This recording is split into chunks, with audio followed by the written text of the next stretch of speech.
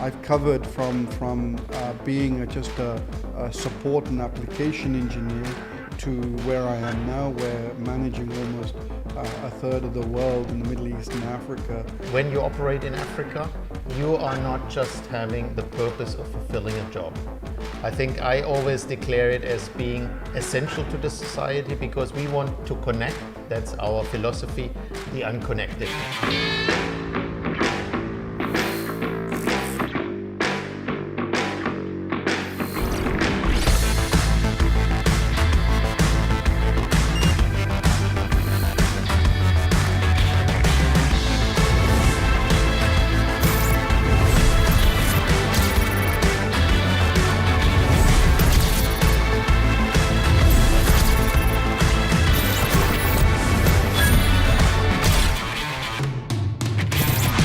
This is Tech Waves. I'm Lorline from Dubai World Trade Center, bringing you your ultimate tech playlist powered by GITEX from our WeWork studio.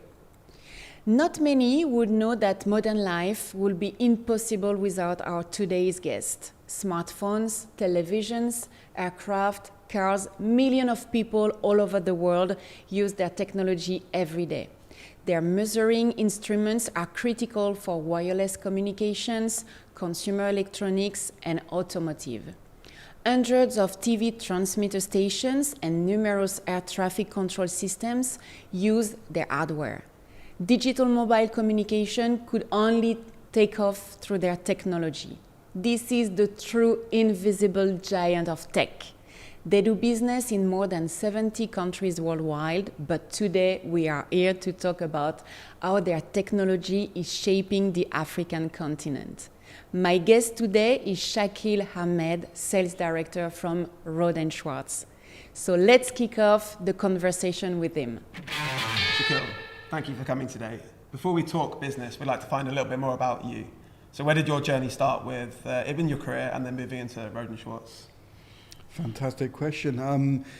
My career actually started in the UK. I was actually educated there and came out with an engineering degree with a joint honours in business, and then was taken on by GEC Marconi Instruments, and actually was focused on wireless test and measurement solutions from a very early age. So was your plan before you got into your career to move over to the business side of engineering, or did you want to start in engineering and then move over? Okay, so this is now my 29th year in the test and measurement world. I've covered multiple spaces, multiple environments, and the actual decision came quite early after graduation, in actual fact, that I really wanted to migrate away from the R&D, the research and development environment, into more of a commercial human interaction and engagement environment. Yeah? So over the last 29 years, I've worked for companies, actually positioning myself in probably 3 or 4 of the main continents, in Japan, in Korea, worked for another German company before, worked for organizations from North America, both in Canada and also in the US. Yeah. That's interesting. I guess that brings me on to a question on enablement and how Rohde Schwarz is enabling these ecosystems to grow. Can you explain to us quickly about how you do that day to day? Okay, so Rohde Schwarz has got a lot of diverse business units. You know? So some of the areas that we address today are mobile network testing as a core activity which we do from one of the business units, but there are areas in terms of tactical communications, critical communications, areas of air traffic control, and we also delve into the worlds of broadcast and media through the solutions that we provide, both in what we test and also the communication systems themselves as well. Thank you. Our guest today is Mr. Dirk Karl, CPO, so Chief Procurement Officer from the MTN Group, and also residing board member for the Global Supply Company based in Dubai. Today, obviously, we would like to share some insights here from yourself. We've actually been able to work with the local CTOs of each operation across the MTN's 16 operations that we actually audit today. As you know, we'd like to do more, but a lot of those countries are under very difficult political situations at the minute. Yeah? In terms of harnessing the opportunity of Africa, actually entailed us to really put Rohde Schwarz resilience to test. Like our products, in terms of we've actually done the drive test over 16 countries. In those 16 countries, we had very, very few failures. In actual fact, one third-party component failed over the 3 years that we've actually conducted the test. Yeah? With the ongoing activity, we do see a vast improvement. Yeah? In actual fact, 40% over the first 2 years campaign in terms of both voice and video quality and data throughput capability in the MTN networks compared to its competitors. Yeah? It would be really nice to see how that quality enables MTN to deliver its core activities and some of the areas that MTN is focused on for not just for this year, but maybe for the coming 5 years ahead. Thank you. And let's put this result maybe into perspective what it means to us. And what it means to us, of course, we are NPS-wise, so when you look at the customer experience, Net Promoter Score, we are number 1 in 12 of those markets. Absolutely. So under tough conditions, under a rough competition as well in those markets, we have achieved to provide service excellence to our community. And if we do some sizing about MTN, because we have international public broadcasting here, in order to look at MTN from just a sheer sizing, you see that we are at the moment, first quarter results closed and count, approximately 200 million mobile subscribers across our footprint. And we are growing fast.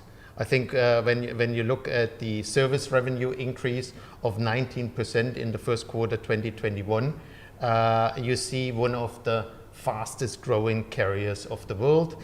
And in the sheer size, when you look at the GSMA rating, we are probably between 7 or 6 in terms of all international top carriers in terms of size and ranking. Wonderful, wonderful.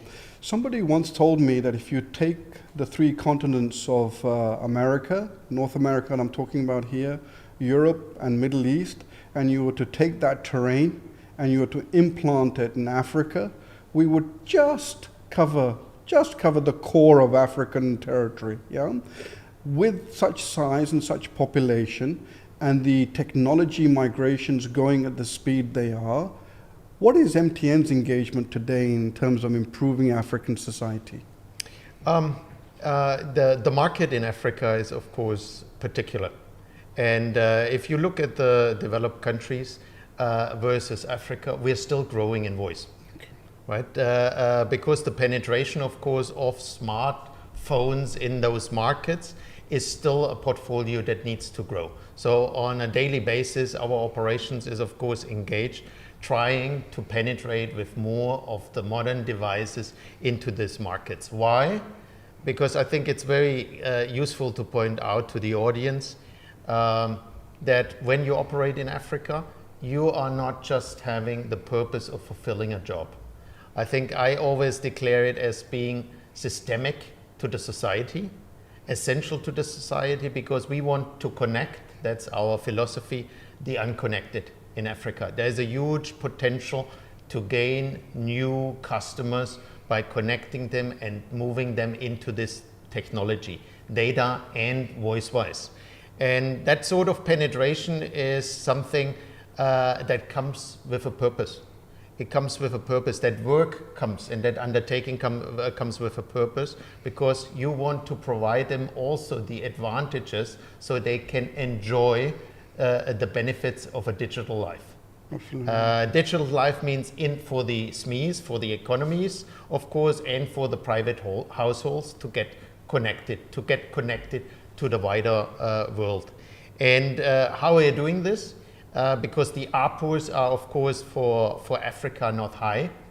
And still we're paying a tremendous amount, like in developed countries, tremendous amount of CapEx investments to roll out in that sort of huge landscape the technology. We are now trying, and I have announced this, that we are very much into Open RAN technology. Yes. We are deploying rural solutions.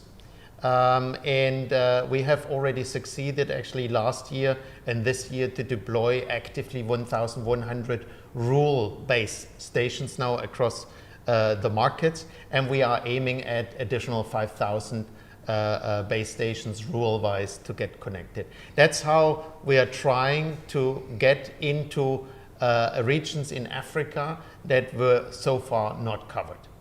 Wonderful. Thank you so much for that. In terms of Rohde Schwarz, we align ourselves with the standards bodies to give a very transparent view of the network and the openness in terms of those measurements to provide credibility to the CXO and executives like yourself to understand where the network improvement needs to be. What you call the Net Promoter Score, we have a different NPS. It's actually called Network Performance Score. It's actually a standardized full TR documented ETSI standard, which we are looking at actually working alongside ETSI to make sure that each executive in positions of decisions like yourself are actually able to make the right balanced decision in terms of investment versus feature versus capability of network. Yeah? In the world of Africa today, as the young entrepreneurial, hard-working individuals are going to market, they want to actually have the same level of credibility as any European or North American subscriber would have of the network. Yeah? Let's focus on terms of where MTN has actually really added value in the local society today. Could you just share some insights in terms of that environment from you? I think you raised an important point, particularly looking at emerging markets, Africa. When you see the regulations, when you see the regulatory bodies in the telecommunication industry in Africa, then you sure do have the worldwide standards being imposed on us. So it's in that term not a third world in terms of the technology approach, not at all. It meets the international standards. In respect what MTN has so far delivered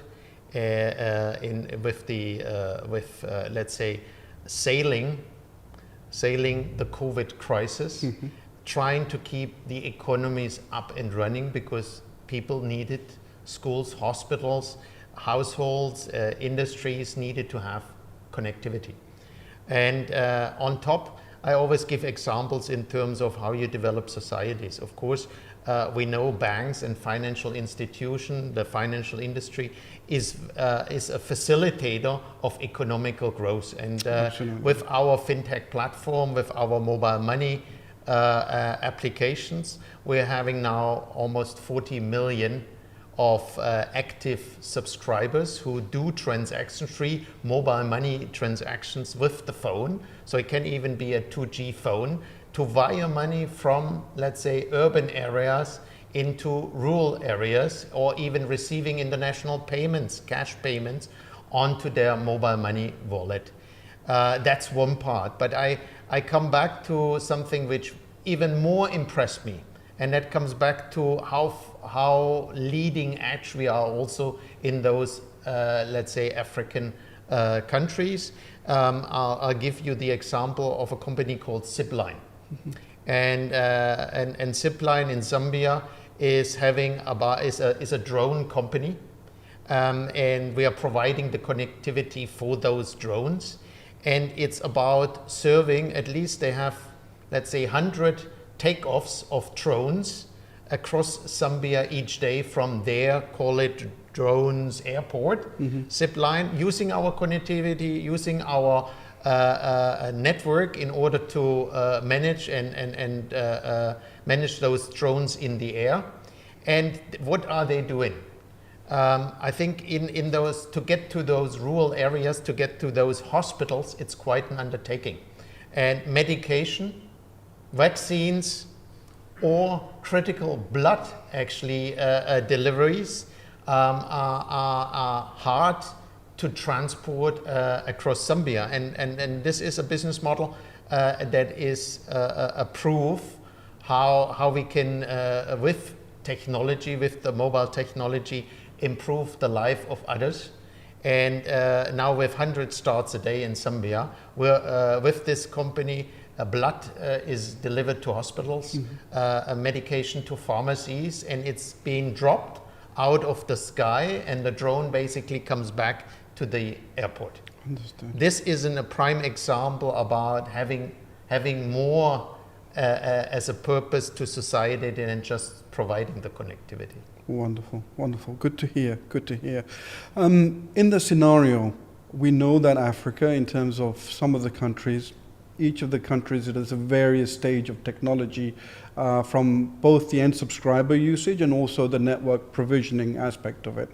We at Rohde Schwarz, for example, we've worked with the standards bodies to actually focus on the development of 5G and the migration to 5G, and actually the enablement, not just purely for usage in terms of from a subscriber perspective, but also true interactivity, for example, online gaming, cloud-based games and cloud-based videos. So it's an area of focus for us very much in terms of migrating our footpath towards the future.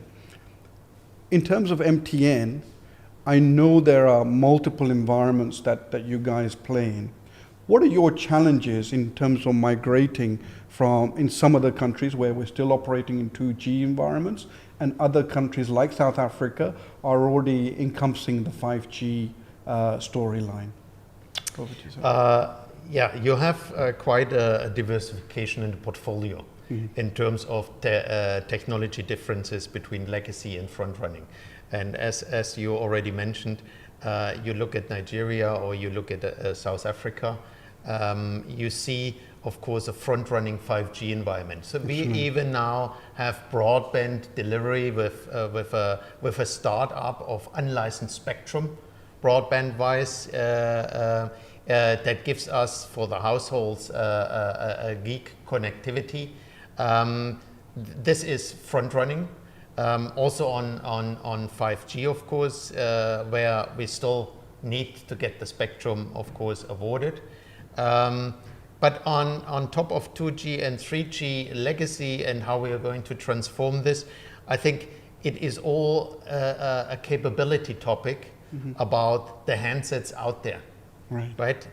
Because you can easily say you are going to provide voice over 4G.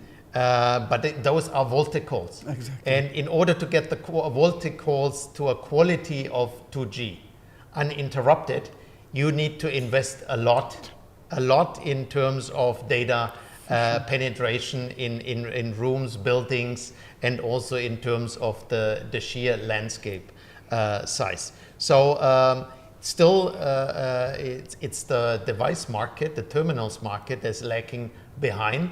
Not in terms of can they deliver, but affordability in Africa. So we are still with joint venture partners developing smart feature phones with different operating systems in order to avoid too much of licensing cost on the device to make handsets affordable for the African continent.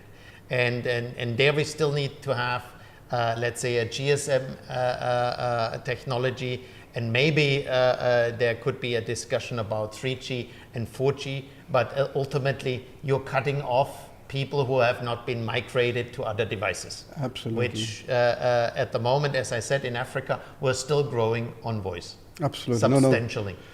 For sure. And then we actually enjoy what you're saying to us, because in terms of our establishment, if I look at the focus areas where Rohde Schwarz, away from the mobile network testing environment, but we've invested like an incubation center, for example, in Rwanda, where they are now going through the production and pre-production activity.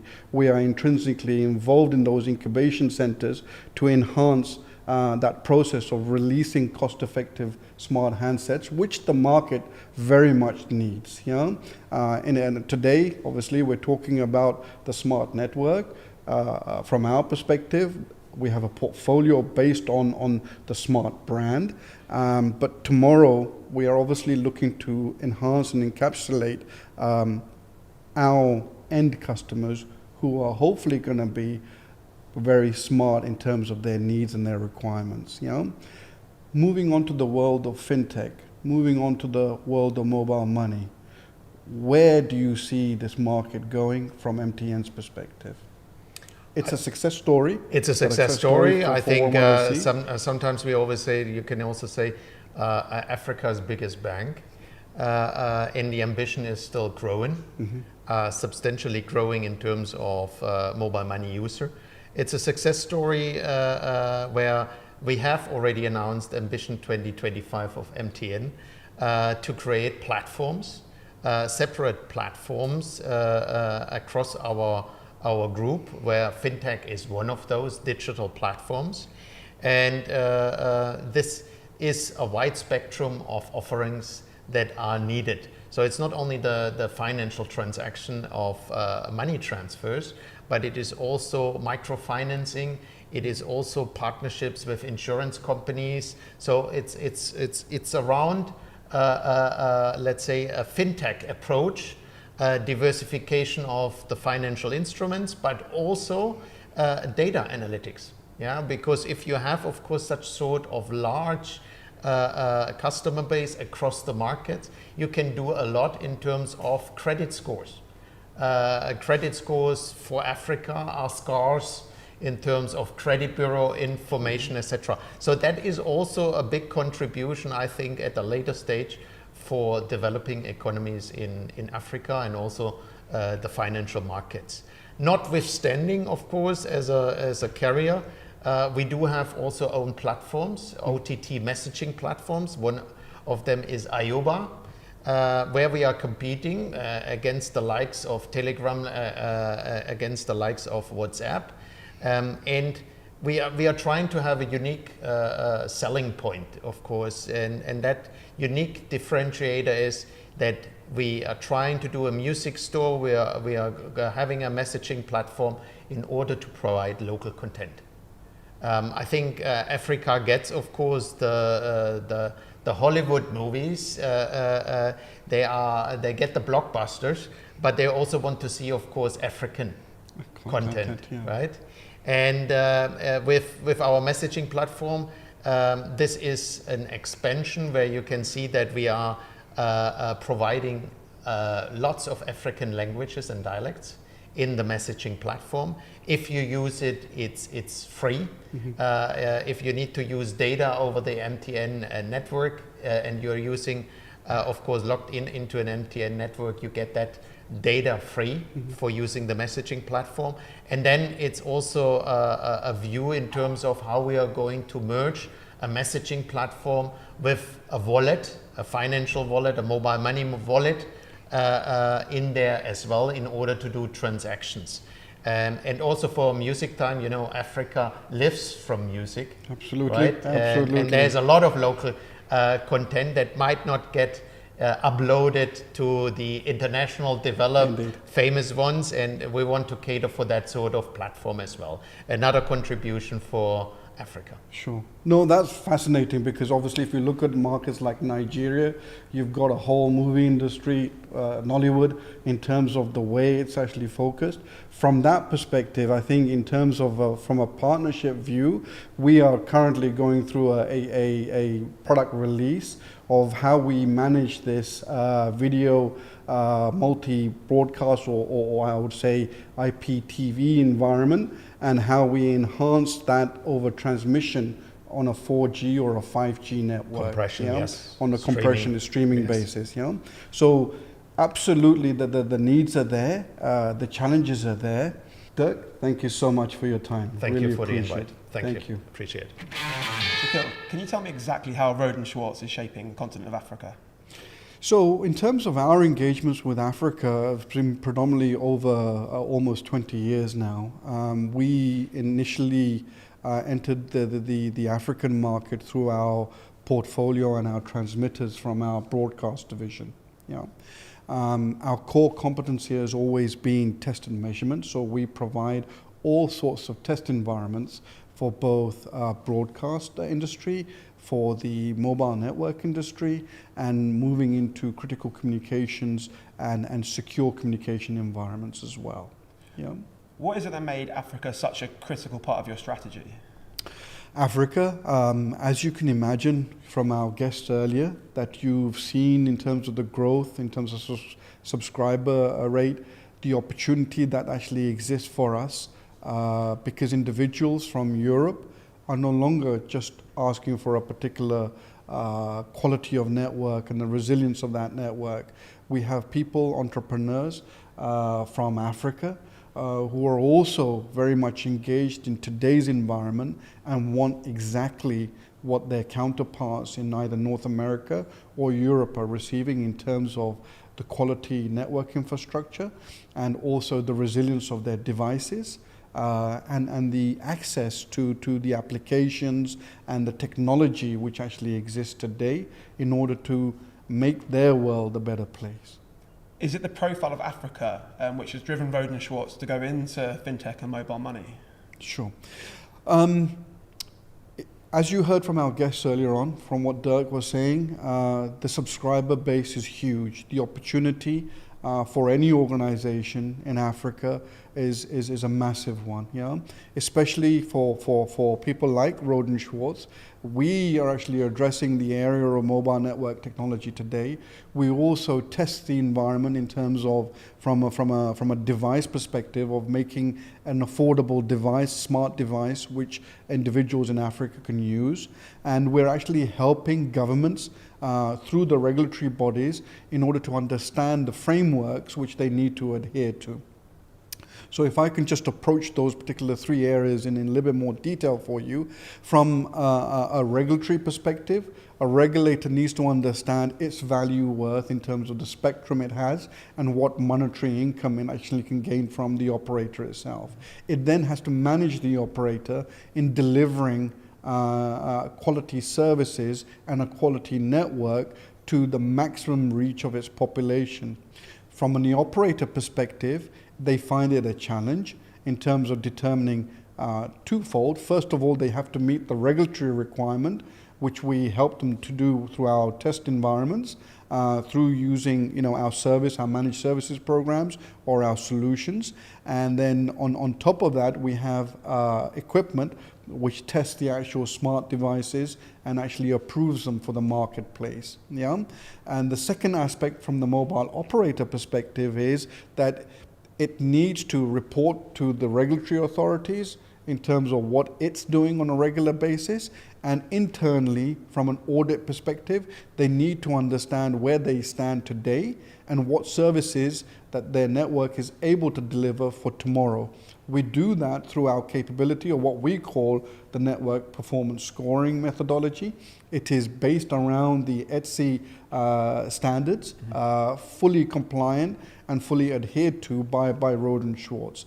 Our competitive environment in this area has always provisioned proprietary reporting structure, whereas we are actually providing a very much a more a transparent model and an open book policy in terms of what the real environment is, how the real problems are actually occurring in the network, and giving the operator some real recommendations in terms of how the quality of service can be improved.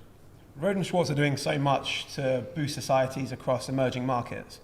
Can you share a few concrete examples of projects that have really improved people's lives? Okay, so as we can see, as I said, as Africa comes with its challenges, it also comes with its opportunities.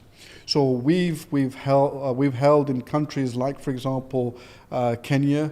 We helped the government govern the operators in terms of the solutions and somewhat the framework model which they need to test the networks with to provision a very independent view of what's going on in order to improve the quality of service and the quality of coverage in the area. Yeah, if we take, for example, Rwanda is actually an incubation center for Rohde Schwarz, where we are assisting and we are impacting that environment to create Africa's first mobile phone. You know, it's a fully owned smartphone which is actually designed, developed, and manufactured in Africa. If we look at, for example, just slightly west of that, I mean, we spoke about the mobile money environment with MTN. This market space is growing, yeah? So the resilience of the network is very crucial to the society which uses it, yeah? We as Rohde Schwarz, power the quality, power the measurements, which make the CXOs, like Dirk, Karl, make the right decisions in terms of investing in their networks in the right areas in order to provide the end subscriber with the right level of experience. GITEX, AI Everything, GITEX Future Star, Future Blockchain Summit, FinTech Surge, and Marketing Mania, the biggest tech show of the year from the 17th to 21st of October at Dubai World Trade Center. Year 2021 is a big celebration for UAE, celebrating 50 years of their existence, plus hosting two of the most powerful shows in the world, GITEX and Expo 2020 Dubai.